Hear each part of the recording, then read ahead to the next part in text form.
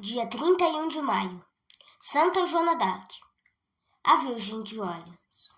1431.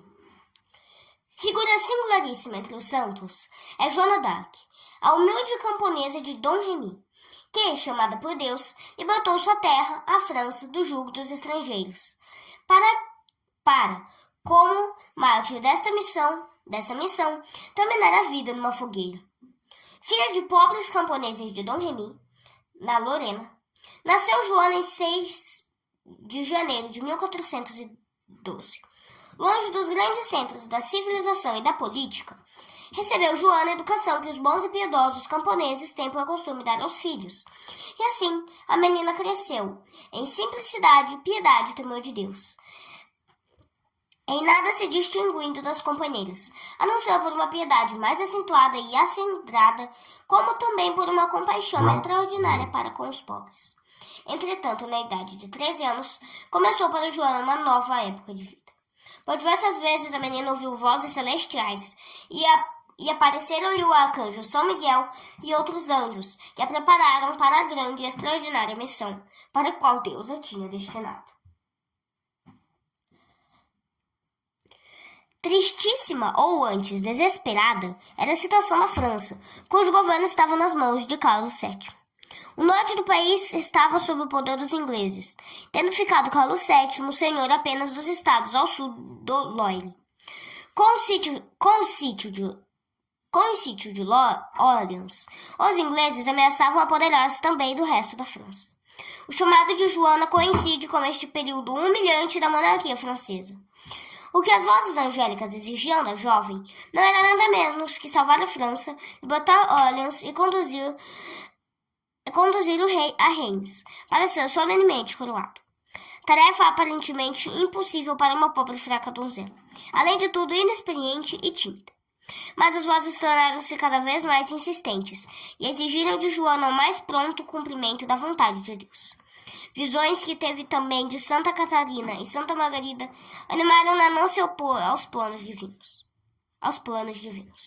Enormes, quase insuperáveis dificuldades se levantaram diante de Joana, quando esta revelou sua resolução à família. Dificuldades de outra espécie surgiram quando Joana, em nome de Deus, exigiu ser em audiência recebida pelo rei. Este só se convenceu da missão sobrenatural da donzela quando esta lhe revelou um segredo, só por ele e por Deus conhecido.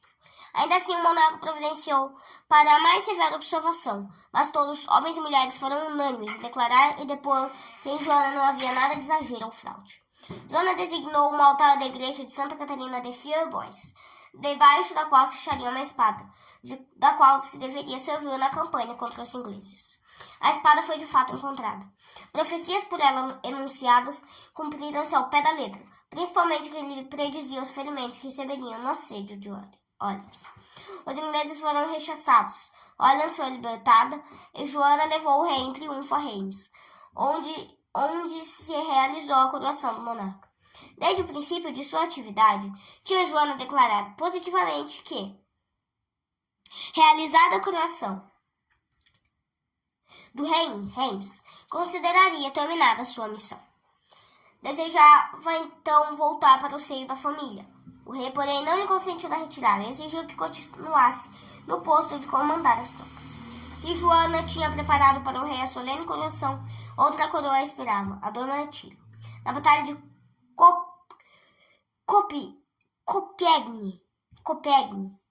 Compiègne, caiu nas mãos dos ingleses, que a encarceraram no forte de Bellevoie, perto de Cambrai. Infeliz numa tentativa de fuga, foi encontrada desacordada pelos inimigos, que a levaram novamente à prisão. Instalou-se então um processo contra a heroína. Rodeada só de inimigos, abandonada pelo próprio rei, que tanto lhe devia, foi Joana julgada por um tribunal iníquo, presidido pelo bispo Pedro Cauchon, de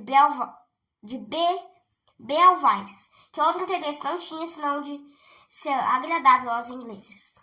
Sem ter um advogado que lhe defendesse a causa, sem que lhe fossem ouvidos os protestos e solene apelação para a Santa Sé, Joana foi condenada à morte de fogueira.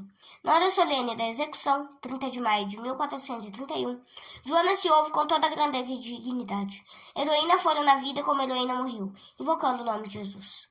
Estamos perdidos nós todos, exclamou um oficial inglês que assistia àquela cena, pois ela é uma santa. Os soldados habituados à vida rude de guerreiro enxergavam em Joana um ser angélico, em cuja presença ninguém se atrevia a dizer ou praticar inconveniências. Joana não permitia a blasfêmia entre os soldados e mantinha entre eles a mais rigorosa disciplina. Confessava-se quase diariamente e, além de sacrifícios e privações que a vida no acampamento lhe impunha, praticava o jejum e a abstinência com muito rigor. A família requereu revisão do processo junto à Santa Sé, para que fosse reabilitada a inocência da grande heroína. A Santa Sé anuiu esse justo pedido, e o Papa Calixto III não só anulou o processo de Rouen, como também declarou solenemente a inocência de Joana. Pio X beatificou em 10 de maio de 1909. Em 1924 foi Joana canonizada por